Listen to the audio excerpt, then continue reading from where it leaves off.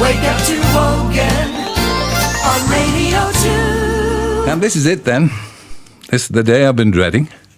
The inevitable morning when you and I come to the parting of the ways. After 40 years of talking to myself and to you, the loyal listener, I gave up the day job, and now I'm heading off to rediscover the country that made me. The island I left behind at the end of the 1960s was an isolated place. Not much industry, agriculture was the mainstay. This meant a meagre existence for most. It wasn't until the mid-90s that the country's fortunes changed. Now fully signed up to Europe, Ireland became one of the fastest growing economies in the world.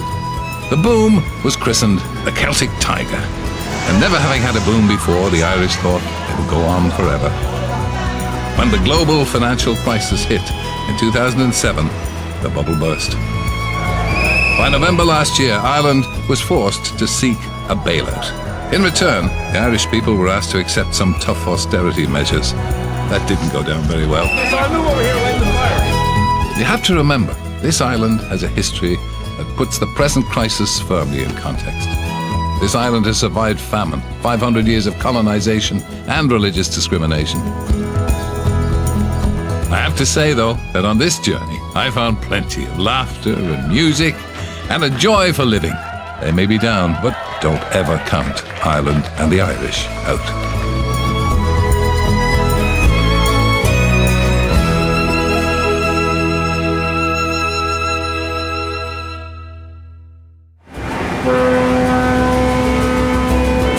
We would like to draw your attention to the safety instruction card located close to your seat. And recommend I've lived in Britain longer than I ever lived in Ireland. So this, for me, is exciting. I'm going back to see what's changed about the 4 green fields. I'll be meeting up with old friends. We all used to go in through this door, didn't we? Yes. And family. You go first, just in case they set the dog on him, you know. And of course, I want to show you the country at its best. This is Ireland. Come on. Nobody comes here for the weather. The first part of my journey is going to take me in a semicircle down through Cork and Kerry onto my old hometown of Limerick. This, of course, is what the granny used to call dear old dirty Dublin. Ah, there it is, Anna Livia Plurabelle, the great Liffey River, and the Halfpenny Bridge that spans it. And, of course, proud O'Connell Street, the great boulevard. And there's where I lived from 53 until 69. It's over 40 years since I fled the bailiffs and stole away.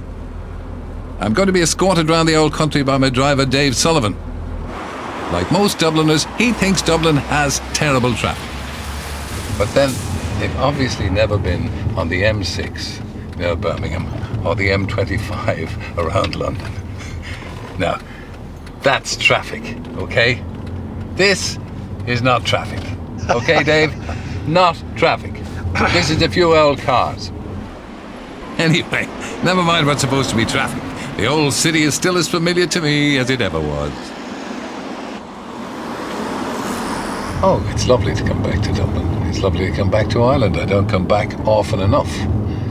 But when you come back, you realise what you don't realise that you've missed, if you see what I mean. For many Irish people who lived in Britain for years and years and years, they still think of Ireland as home. They'll say to you, are you going home for the holidays? And they mean, are you going to Ireland? I don't know whether I could live in Ireland again, because I think I've become anglicised. For me, Ireland is wonderful, a lovely place to come, but it's not home. Home is where your family is, as far as I'm concerned. Now, saying that, Dublin was my home for nearly 2 decades. Dada was the general manager of a chain of grocery stores called Leverton Fry. I was sent to Belvedere College, where I played my rugby and felt the stern hand of the Jesuit fathers. And this is where my working life, if you can call it that, began as a junior clerk at a long-forgotten branch of the Royal Bank of Ireland. The building is long gone, but the bus stop's still there, as is my old workmate, Leo Lacey. You and I were used to standing outside this bus stop. We didn't care how long it took. Every week, Leo and I used to carry a bag of used banknotes from our branch out in the suburbs to head office. We'll take it anyway. The longer it took, the better. Right, down to Foster Place with the money. After you, Leo. And no armoured security van for us. Not likely. The number 10 bus. And yet between us, we were carrying a small fortune. What would be the value of that? Well, doing a rough rule of thumb of 10 times the bank manager's salary, it must be about, £100,000. Well, back in the 50s, most of the bank's customers were cattle jobbers or farmers. Of course, these were old notes that we were bringing down. Well, they were wrecked after being through the bars or the markets up in Phibsborough. Yeah. Yeah, the cattle market and the smell of them. And the drippy wet beer. They were destroyed. Yeah. And then they gave us new notes. Yeah. Which we brought back on another bus. That's right. Yeah. Casual as you like. Racy days, eh? And here we're coming up to Foster Place. Foster Place was where the bank headquarters were, and we breathed a little sigh of relief when we got to this point. But the question is the old place still there?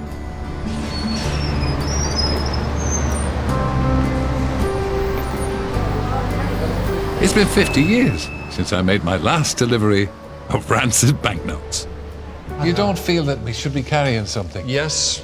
Yeah. The bags with the money. Look, and the counter is still the same here, Leo. We used to go round here, and in there, which is now an open space, was where we used to carry the notes, because that was the note department. And the major. And the major was there with his Smith & Wesson. Grumpy, crusty old... I suppose we were very lucky he didn't shoot us. It probably wouldn't work, it'd blow up in his face. But it brings back happy memories. I'm bound to say. I'm delighted to see it's still here. Foster Place. Yeah, working in a bank was a respectable job then. Here I am, desperately trying to look like a man about town on the bonnet of me dad's car. But I thought of myself as an urban Irishman, and the problem with the bank was, sooner or later, they'd send you off to work in a branch out in the sticks. Could be years before you returned to what you thought of as civilization. That wasn't for me, so I was on the lookout for something else. In those olden times, I indulged the hidden show-off in me, in amateur dramatics, never thinking of a professional career until I stumbled into broadcasting. Irish National Radio offered me a traineeship. Before I knew it, I was sitting in front of a microphone, talking to the nation. No one more surprised than me.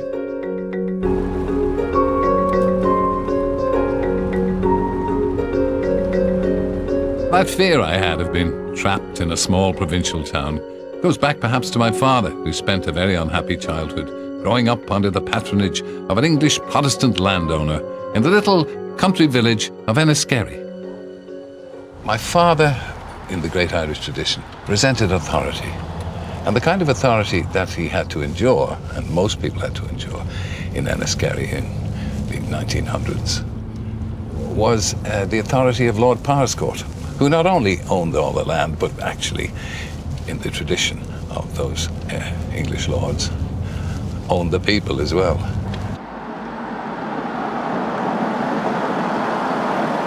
The village of Enniskerry was built to house the servants and workers of the nearby Powerscourt estate. Now, I've come back to my father's birthplace to meet a relation of mine, Una Wogan, a second cousin, and she's traced the Wogan clan as far back as they go in this village. So if you just look at one... And you've got the pictures. I have the pictures of the antecedents. We have a picture of your grandfather and grandmother. Look at that. So that's Michael, and he married a Sarah McRoe. She was from Fermanagh. So that's who your father was very fond of his mother, I heard. He was. Yes. My father didn't like his father much. By all accounts, his father wasn't a very pleasant man. Well, my father was a really nice man. Yeah. And but he didn't have a moustache like that. But I can see the resemblance. My father left Enniskerry and his home and family as soon as he could. 15. Couldn't bear having to kowtow and doff his cap to Powerscourt's local dignitaries. Now it seems Una has discovered a previous generation of Wogans in Enniskerry, going way back into the 19th century. No, Gresha died in... A man that would be my great-grandfather. The very first Wogan to come to the village was Michael Wogan. Yeah. He came from Dublin City and he married an Eliza Kelly, who was from the village. And then they went on to have 11 children. They didn't fool around in those days, did they? No. And what did he do for a living? He was a bootmaker, a master bootmaker.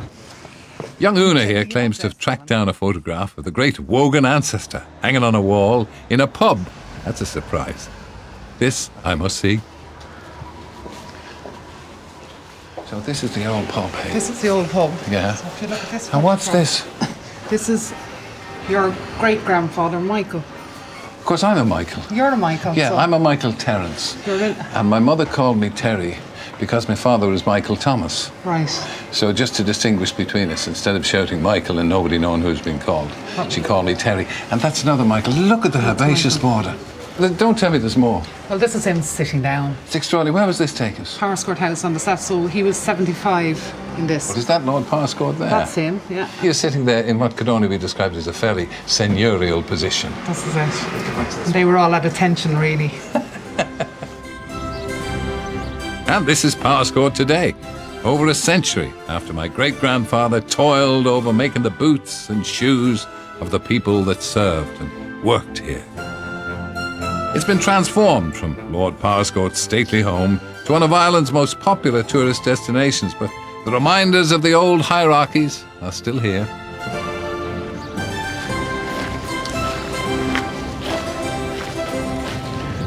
These steps look strangely bare, don't they, after those photographs in the pub?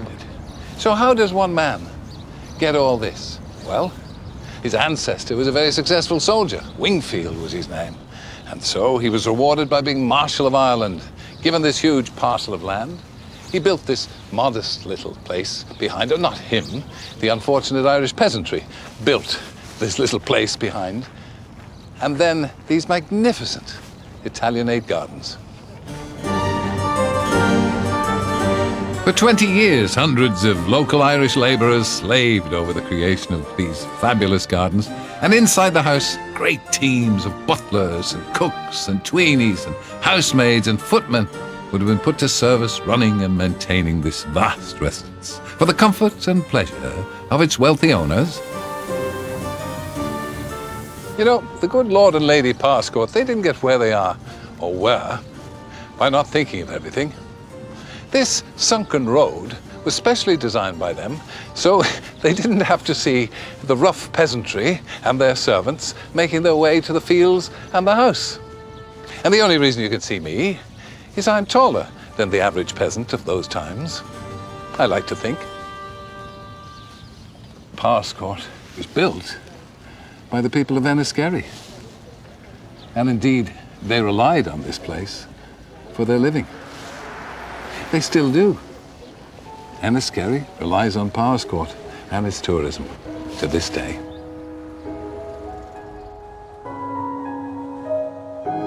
No, at one time Ireland was full of little fiefdoms like Parscourt. English and Scottish settlers seized much of the country's best land. The native Catholics became tenants in their own country. During the 1840s, the country experienced a crippling famine. 1 million people died of starvation.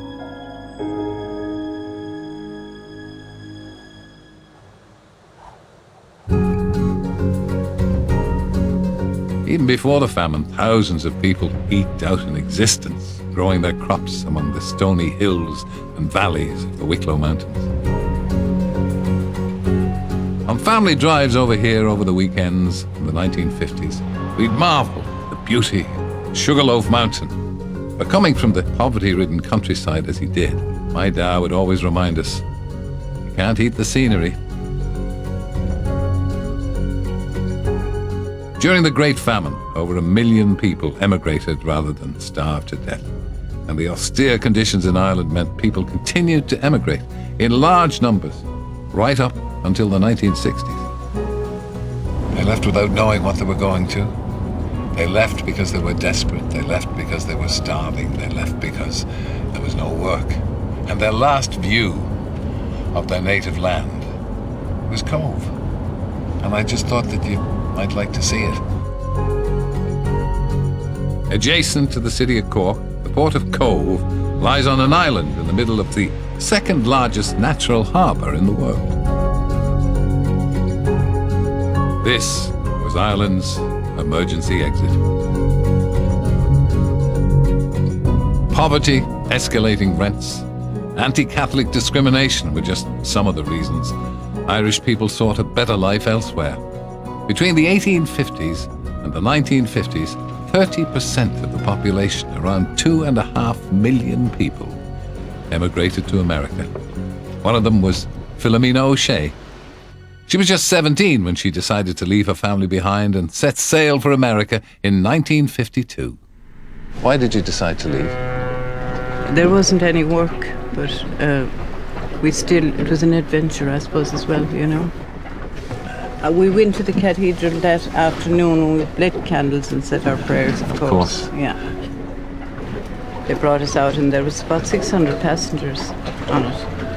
And we were shown our cabin, and there was 6 of us in the cabin, to my memory, I think, in bunk beds. It was dawning in the morning.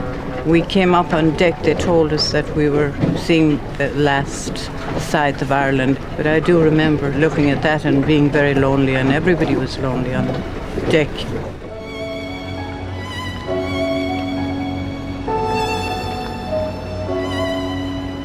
That's the recollection I have. It was very sad leaving it, I suppose, you know, and seeing my family out there. Did you cry? I did, and I remember my brother was crying. How long did it take you to get over that on the boat before you recovered from the sadness of it? Oh, I think I never got over it for a year. It was a very tough year, that first year. Were you lonely? Very lonely, yeah. Very lonely.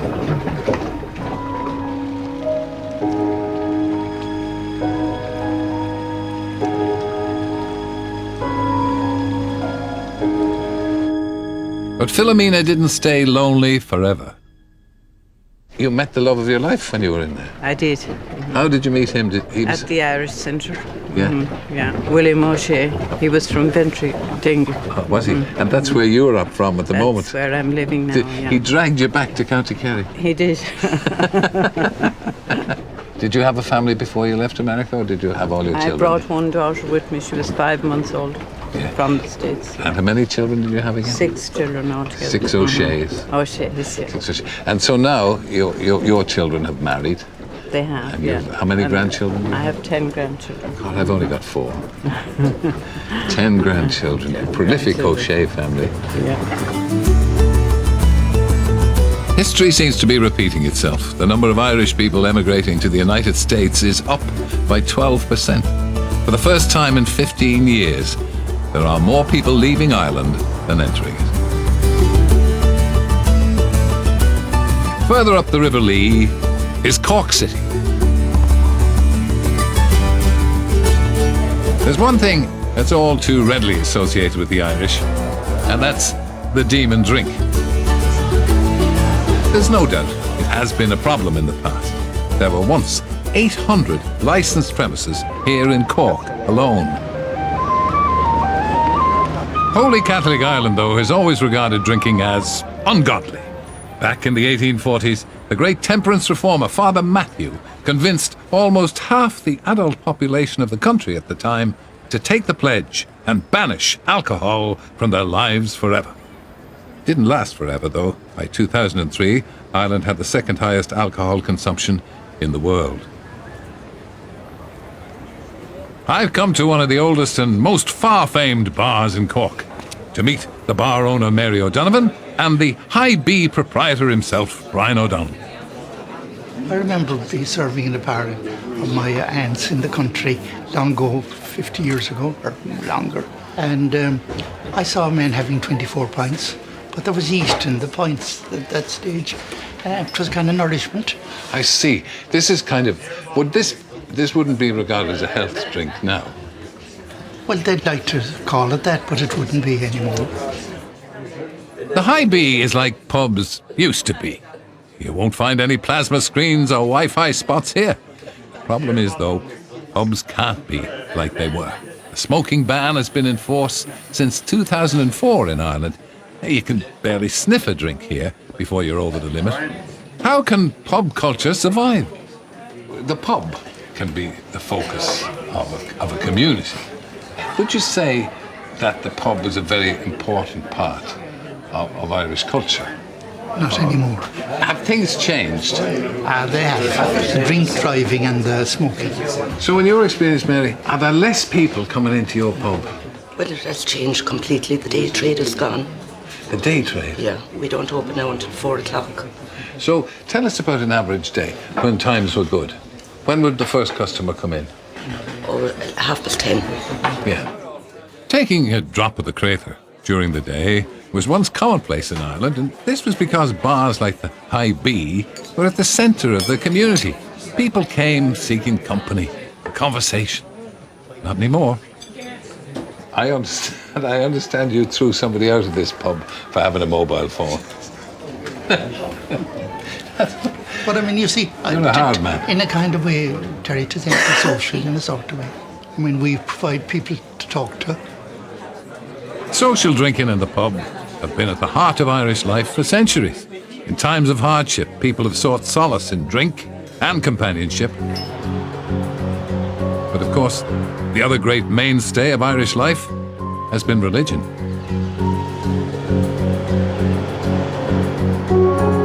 From Cork and its neighbouring port of Cove, it's a short but scenic journey to the little village of Ballinspittle.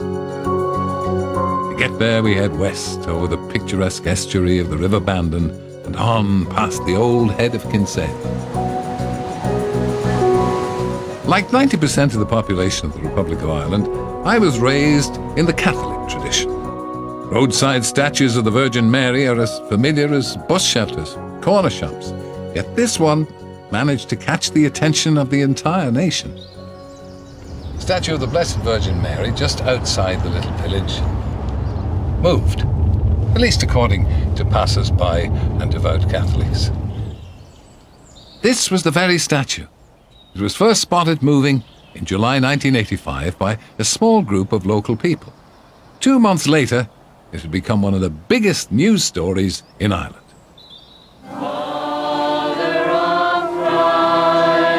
Since that first sighting in July, more than 250,000 people have flocked to see Ballinspittle's moving Madonna. They come from as far away as Dublin and Belfast in special coaches laid on for the pilgrimage. Look at our head now. Yeah. Our head is moving now. Yeah. Definitely now. Kind of bowing a lot. I thought we'd better go along and meet a couple of people, sensible people, all right, devout Catholics, who believe that they saw the statue move in Ballinspittle. Pat Bowen and Sean Murray were there the day the alleged miracle happened. Son of the Holy Spirit, amen. The angel of the Lord declared unto Mary. And she was conceived of the Holy Spirit. You're a former policeman. That's right. So you know you're not going to be too easily deceived. No. Well, I came here on the evening of the 24th of July, 1985. It was the crowd I was watching, not the statue. Because as a policeman, it's the crowd interested me. And the only time my gaze switched to the statue was when the crowd of about 400 people that were here at the time, in mid-sentence, stopped. It was like a flick a light switch.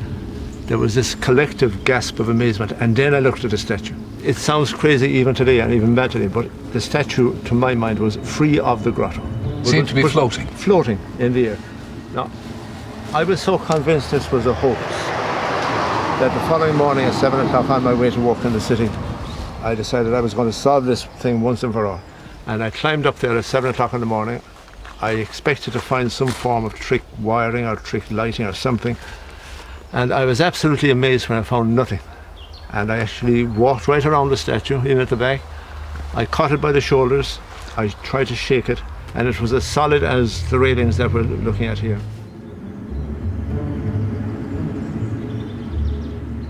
So tell me, did it change your life?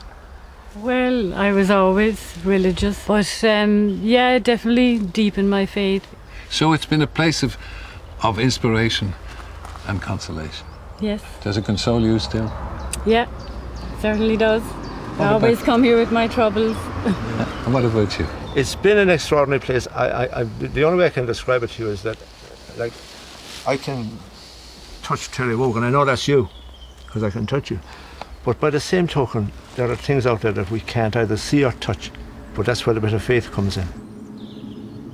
The statue continued to attract the crowds for more than 4 months after the initial sighting, but you have to remember back in 1985, Ireland was one of the most devout Catholic nations in the world, so it's not hard to understand how an alleged miracle like this might gather momentum amongst the faithful. Back in the village, local journalist Tim Ryan has followed the story from the very beginning. The amazing thing about the events of 85 is very ordinary people believed they saw something moving, something happening. I would say, an estimate guess from my memory, about, I'd say, 3 out of 5 people who came believed they saw something happening. What did you think? Well, I thought if I gazed at it long enough, I could see a wobble on the statue, but I never put it down to more than a sort of staring at a number of bulbs together for a long enough time. And I wear glasses anyway. So why do you think it happened at the time it happened? It was a very bad time. The economy was going nowhere. It was a phenomenally bad summer. People were praying for fine weather. That time farmers made hay, and in order to make hay you needed 2 or 3 sunny days together. And it just wasn't happening. People were desperate for saving their crops. And I think this was all came together into a reaching out for help from the supernatural. And dwelt amongst us. Hail Mary, full of grace, the Lord is with you. Blessed art thou amongst women, and blessed is the fruit of thy womb, Jesus. Holy Mary, Mother of God, pray for us. The devotion to the Catholic Church, I suppose, goes back to the times of oppression and indeed to the times of starvation. Because when a people have nothing else, when they've got very little to eat, when they've got nothing else to believe in, when they can't be educated, when they can't own land,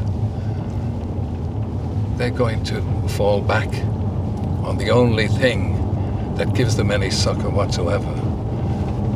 And that's a belief in God, and more specifically, a belief in the Catholic Church. But with church attendance waning, I wonder whether the new generation of Irish look more to their Celtic heritage, to music and language, to define themselves. We're hurtling ever westwards and onwards and out towards the Atlantic. We're heading to a little island off the southwestern corner of the country. Western fringes of Ireland are known as the Gaeltacht. This is where the Gaelic or Irish language is spoken. Clear Island is a favourite place for the young to learn their mother tongue.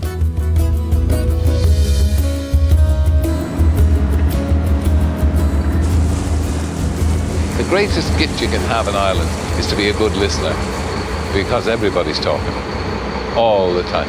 And it's partly the fault of Gaelic. I'll give you an example. If you say something like, I'm going out. No, I went out. Past tense, I went out. Well, in Gaelic, that's expressed as Tá mit ar éis dul amach. I'm after going out. So you'll hear that with Irish people speaking English. Say, oh, I'm after doing something terrible here, you know. So, and there's no such thing as hello in Gaelic. It's Dis Miragwit is Pádraig. Dis Miragwit, which is God and Mary be with you. And the answer to that is not hello yourself. It's Dis Miragwit is Pádraig, which is God and Mary and St. Patrick be with you. So you can see that conversations take just that little bit longer.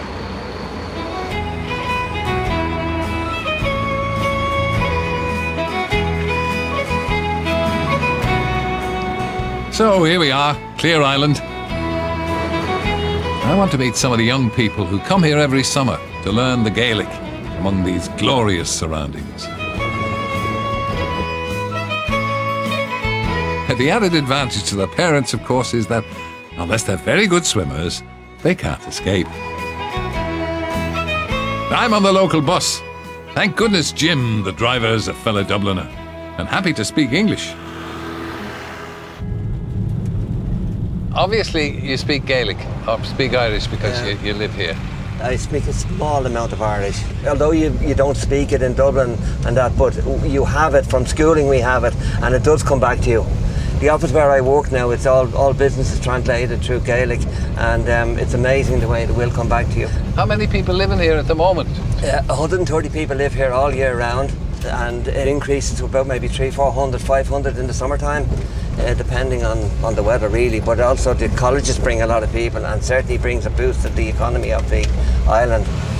Tell me this now, is it dangerous driving here? Not a bit, as long as you stay between the ditches. Is this island a tax haven by any chance? Yes. Could I save money if I came to live here? You could, because there's nowhere to spend it. And that's the only reason why. When my mother-in-law came down here, she said it's a lovely place, but there's no shops. Moet je sin kaart galore? Ja? Mag galore. Marialer shop. Harlan after? Modern Sari. Modern day Sari. V2 Brodul, the other. Oh, put the egg chopped. Do you swear good? Oh, do you swear good? Do you swear good? False jacket in Just around. really Yves Galère. Oh, Mahan Colini. Let's see shot. Lesh na lani stocha. False road. Is Misha Os Limnoch? Huh? Tussen? Port Larga?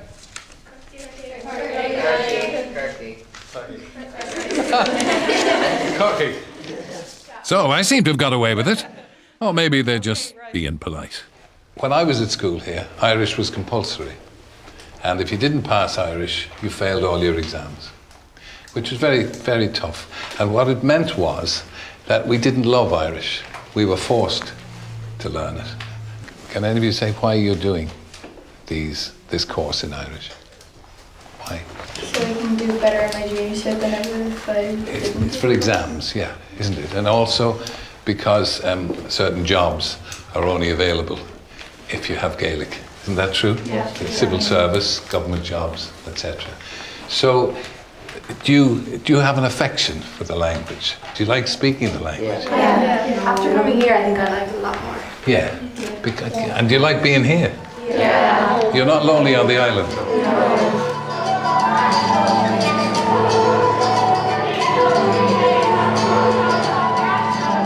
So, now learning Irish is about doing well, getting ahead in the world.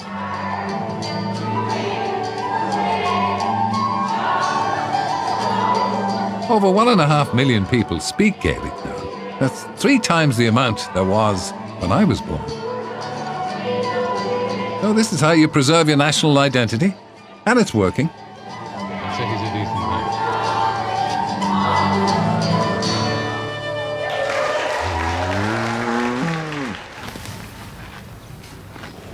What are you looking at? Now, before I leave, I head up on the hill to take in the view from the top of Clear Island. Out there in the distance is Fastnet Rock. This is the southernmost point of the entire country. I've never been there before. Now's my chance.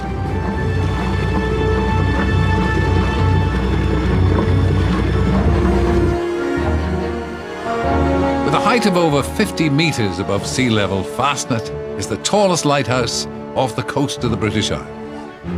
Even so, in 1985, a rogue wave as high as the lighthouse itself smacked into the building.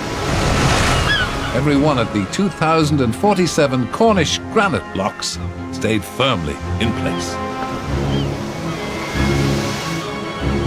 Fastnet is where Ireland ends and the Atlantic begins.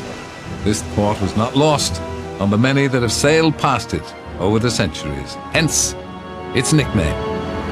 This is called Ireland's Teardrop because that was the last little bit of Ireland that the emigrants saw as the ship sailed off into the Atlantic and on to the New World.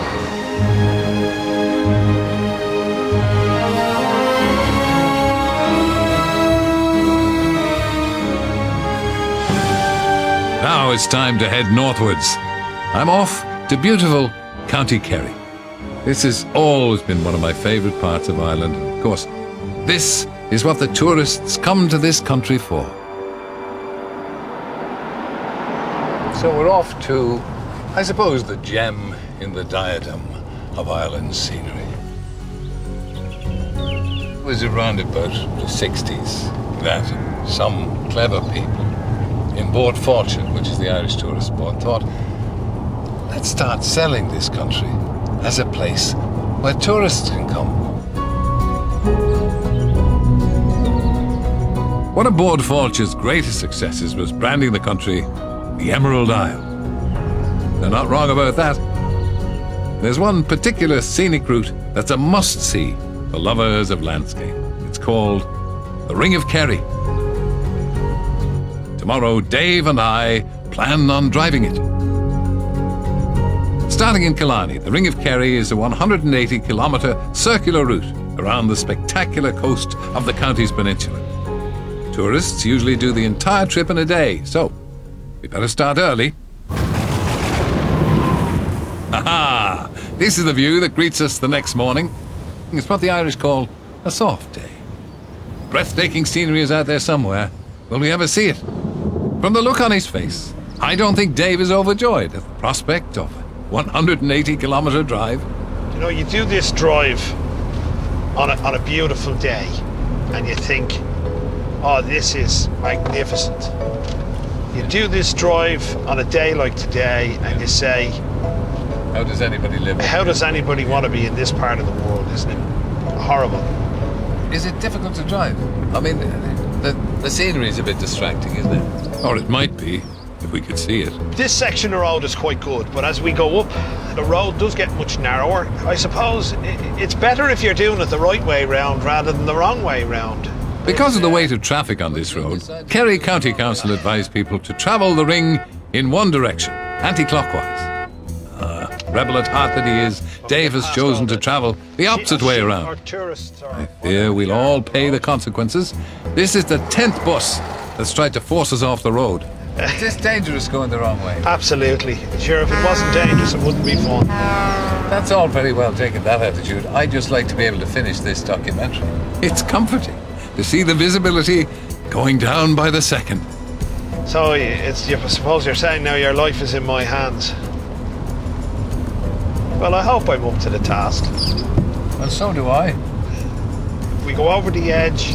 You look after my wife and family. I will, absolutely. And I'm sure as you'll look after mine as we both say goodbye. Absolutely no chance of that.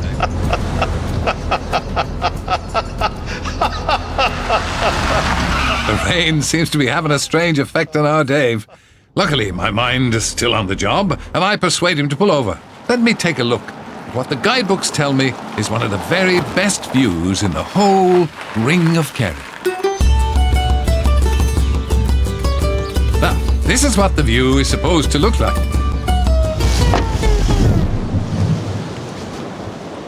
This is the view to end them all. You can hardly see a hand in front of your face. This is Ireland. Come on. Nobody comes here for the weather. You come here for the scenery, even if you can see nothing. I'll leave you now because I want to drink in this wonderful view.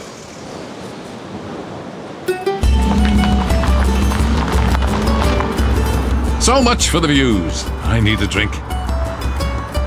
And I think Dave's spirits need topping up a little too. Though, luckily for us, Tuesday night is Irish music and dance night at the Bridge Inn in Portmagee. Tell me this. I'm an urban Irishman myself. Do you like singing pubs? Do I like singing pubs? Do you like when you go into a pub, people bursting into song?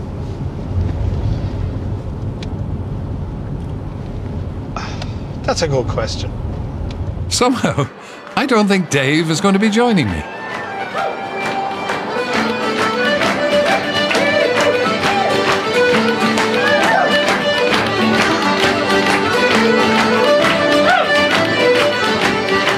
This is the crack. When you see advertisements for Míle Fáilte, 100,000 wagons, come for the crack. They don't mean to fall through something in the floor. They mean crack, which is Gaelic for fun. Fun. And you won't have more fun than you have in an Irish bar with the singing and the music. Just listen to the hum of the atmosphere. I mean, these are people having a good time. There are Irish pubs all over the world, of course, wherever you go now. Kiev, Riga, Moscow, but they're not Irish pubs, and you won't find anybody Irish in them. This is an Irish pub. Of course, you wouldn't feel like this kind of thing every night, particularly when it starts getting a little maudlin, as it always does. Come fill up your glasses, and we'll drink hand in hand. For tomorrow I am leaving the shores of Lochran. The thing about most Irish songs is there's not many laughs in them.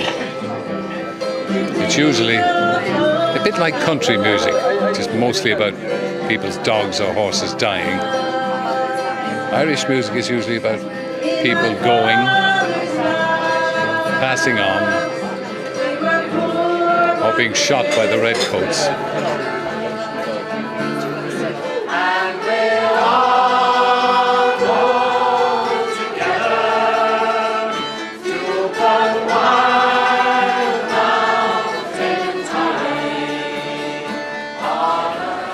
And before someone shoots me, I'm going to turn in for the night.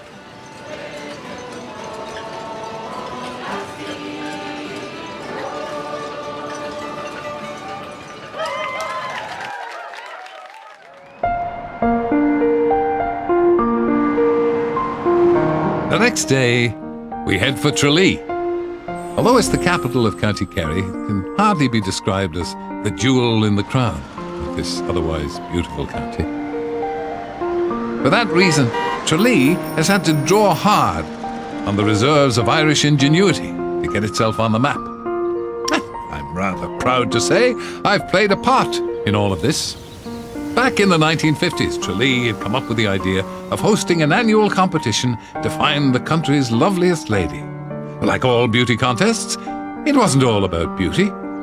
It was called the Rose of Tralee. It was to become a national event.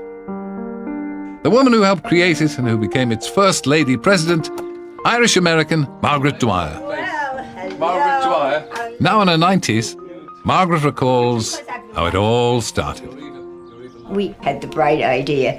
They were trying to figure out what we could have some kind of a festival on, and the only thing they could think of was the song, The Rose of Tralee, that John McCormick made famous over the world.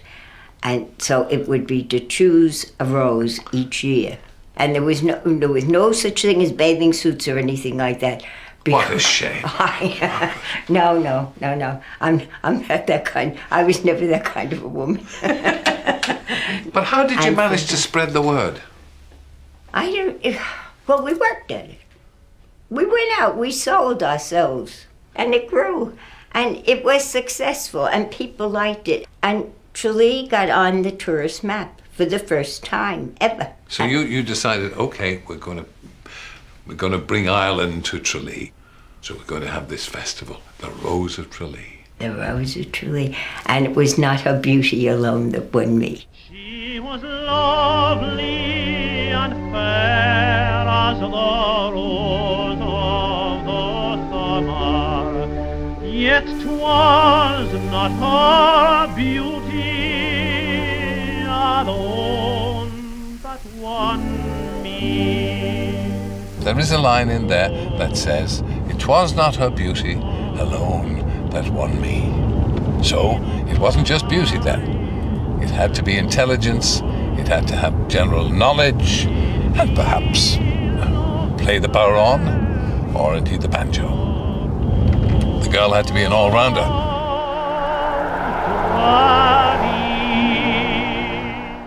By the late 60s, the Rose of Tralee had become a major international event. Any lady who could claim Irish descent, no matter where she lived in the world, could enter the competition. With a more ambitious show, the organisers were on the lookout for a new compere. Yours truly has started appearing in a television game show for RTE's new TV channel, and somehow I became a contender.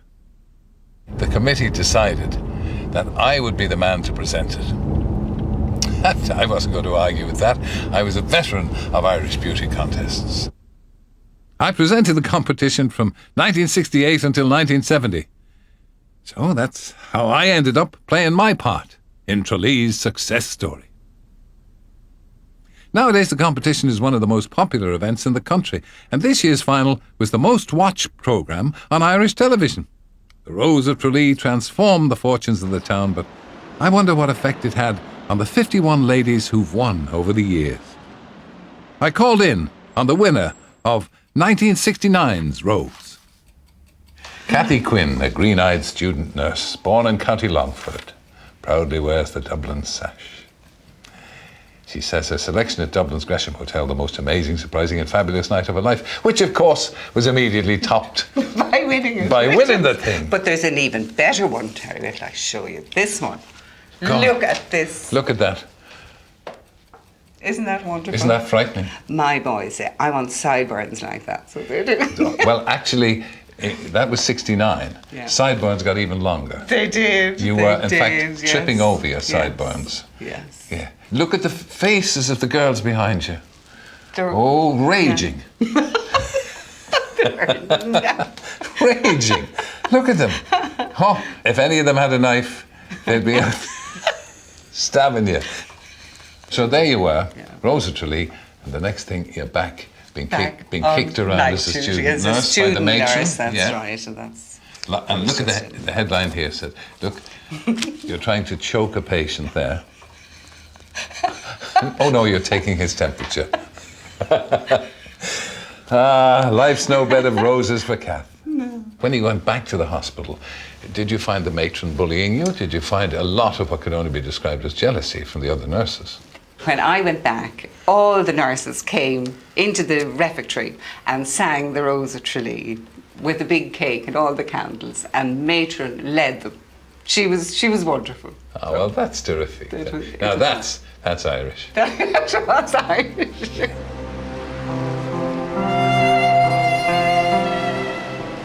And now, after more than 700 kilometres on the road, we're about to arrive in Limerick. This is where I was born, where I lived until I was 15. I'm coming home. Apart from being my birthplace, Limerick's other claim to fame is that it lies on the mighty Shannon, the longest river in the British Isles, running as it does all the way up to the border with Northern Ireland.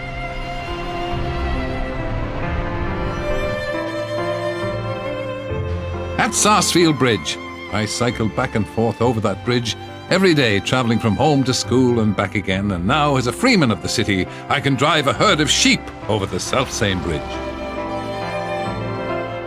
And this was the school, Crescent College, run by the Jesuit fathers. The building's still standing. Hope the same can be said of my old school friends. Look at the boys, look. I thought you'd be running to us, kind of with open arms. I've just had my knee replaced. I say, Sebastian, I haven't seen you for years. How are you, son? They're Jim Sexton, Bobby Mulrooney and Mick Leahy. See you. How are you getting on? I'm carrying on. The building is still used as a school, so I hope it hasn't changed too much. I haven't been through these doors in 60 years. No, that was before us. Ah, no, I remember. Crescent College was run on a diet of study, rugby, prayer and punishment. And this old staircase here takes me straight back to the person that dished out the punishment. And am I right in thinking that Snitch McLaughlin used to stand up at the very top there? Yes. He was what, Jim? What did we call him? He was the prefect of studies. He will stand here. His real name was Terry McLaughlin. He was a northerner. That's right. Was he? He was, yeah. And he was a man of severe aspect. He was. He was very strict. And as you quite rightly say, we were all in a certain terror of him. Yeah. Remember, you got a docket when you were punished for not knowing something. Your teacher wrote out a little docket. Sixth and best. Had the whole morning or afternoon to think about it. And he was the executioner. This is where you used to go to get your hands knocked off. Correct. My screams could be heard all the way down O'Connell Street. Just looking at that door brings back painful memories. I was larruped twice a day sometimes. I wasn't brave. The Jesuit fathers, or Jays as we call them, were hard taskmasters, but they were good teachers, and every so often, we even had some fun. Do you mind if we go in and see the hall? Okay, let's go. Do you remember the dances that we used to have, where they brought the girls from Laurel Hill in, and we could all dance, but the priests and the nuns were still walking amongst us to make sure that nothing was going on. The guys would all be lined up on one wall, and the girls would be on the other. Yeah. And the gap in between, was I was very shy and I just couldn't manage. I found it hugely difficult to walk across the floor. You see, it was Irish dancing, so it wasn't waltzing or foxtrot. Well, there used to be a waltz or two during the course of it, you know. Did you know how to waltz? Anybody know how to waltz? You're the dancer. You're the dancer amongst us. What a boy. What a boy. Yeah. I remember I learned to dance in the Hydro Hotel, Kilkee. 1, 2, 3, 1, 2, 3. Whereas the foxtrot was 1, 2, 1, 2. By gosh, you learned well. Oh. Only up as far as 3. In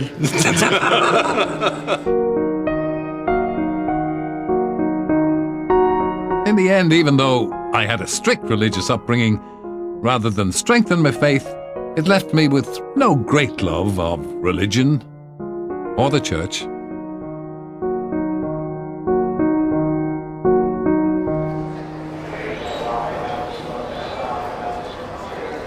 Limerick Station, gateway to the east, as it was when my mother and I would escape to Dublin during the school holidays. And today, the brother is coming the opposite way to give me a bit of moral support. Don't panic, no sign of a train. I'm a bit worried about if the brother going to turn up or not. But I'm looking forward to seeing him. We can reminisce a little bit about the father's store and what Limerick was like in those days. Although he was very young. He would have been very young when he left Limerick. Brian's about 6.5 years younger than me. So I left when I was 15. So he would only have been about 8. So his memory's probably fresher than mine, since he's a great deal younger. You'll find him a small red-headed person with a wooden leg. Hi, Brian. Welcome. You're looking very brown. Good to see you. Well, good boy. That wasn't bad for No, good to see you. Good journey. Try the train sometimes. Good journey. 57 Takes years the strain. later, after the last You're looking one brown. we Is the sun shining on you? It crossed my mind, you know, how will they recognise me when I get off the train at Limerick? But then, of course, I realised, well, you know, you're just going to stand out in the crowd with that handsome figure walking down. That's right, and the six-pack stomach. I hope I didn't show you up in a bad way. Oh, but no, not at all. Well, you know, I'm a bit like yourself. My body is a temple. Our first stop is to see the site of the Da's Old Grocery Shop. Do you remember the Da? It was more of a Fortnum and Mason than a Marks and Spencer, wasn't it? Yeah. Because he used to keep all the stuff that the remittance men and the relics of old decency who lived in Tipperary. Oh, they all came around horse for it. people. Oh, yeah. They used to come for exotic stuff, dried fish from India. That's right. Yeah. They even had, I think, caviar. Yeah, and he had foie gras, and he also had what he used to call litchis. The litchis. We're coming down onto O'Connell Street now. You see? That's right. You see that thing on the corner? That's the father's old That's shop. the Da's Old Grocery Store there. It is, yeah. It's now a clothing store, but if you look very carefully at this rare old photograph, you'll see Leverett and Fry on the far right. So this is where it was. Do you remember? The Da used to carve the ham around about here. That's right. Yeah. But when you think about it, he was handling all this exotic foodstuffs. Yeah. And he was actually an expert in meats and the cooking of meats and hams and stuff like that. And my dear mother, God rest her soul, was the great destroyer of meat. She was. She did the incineration technique of cooking. Auntie May used to say, Rose couldn't boil water. That's right. That's my mother, Rose. If he'd been any good, he would have left the shop to us. I think it was more a case we certainly didn't want to be working for my dad.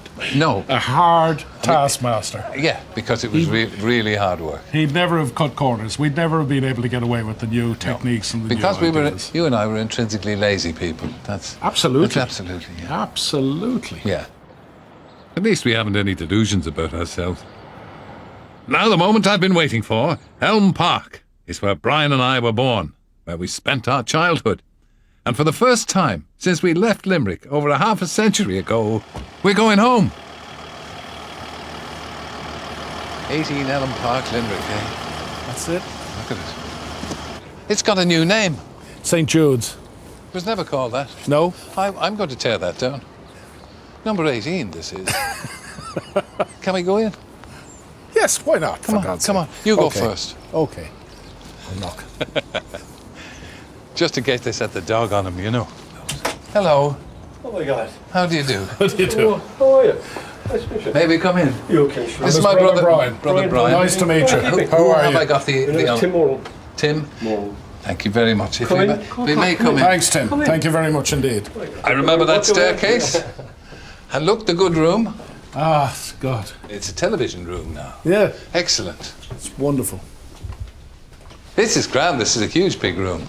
Great room. Isn't that great? Look what they've done with this, huh? My mother was never a great cook. But she would have been impressed with the kitchen, wouldn't she? Do you mind if we go upstairs? Yeah.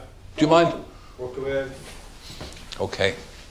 That's amazing. Look at this. The old narrow staircase. Yeah. Now, do you remember where the bathroom was? The bathroom was much more classier. In this very bathroom, Michael Wogan used to sing every evening as he shaved.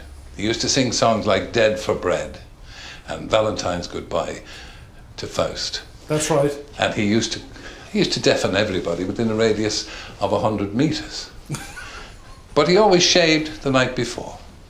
Meticulous man. And I learned the floral dance because in this very bathroom, he used to sing it here. That's right.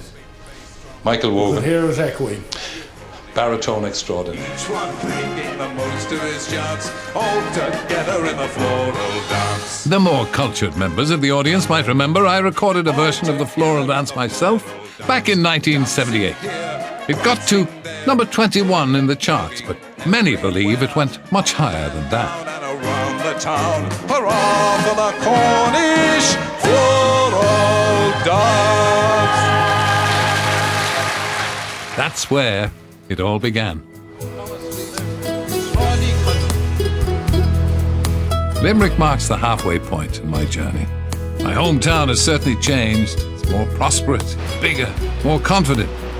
Although much of what I've seen has been changed by the passage of time. Many of the people I've met remind me how Irish I still am. To paraphrase the old expression, once an Irishman, always an Irishman. That's right. Next, I'm headed to a land I'm less familiar with. The North. Now you see how idyllic this place is. I have some old friends here to catch up with. The people were innocent. And everybody just went, thank you. There'll be lots of things, I'm sure, that'll surprise me about Northern Ireland. 3, 2, 1, go! By the time I get back to Dublin and catch up with the gossip, People walked out in disgust. I hope I'll be able to make sense of what has become of this great island in my absence. There are more of us in England than there are in Ireland. After all, you have to remember, I've spent quite a lot of the last 40 years cooped up in a darkened room.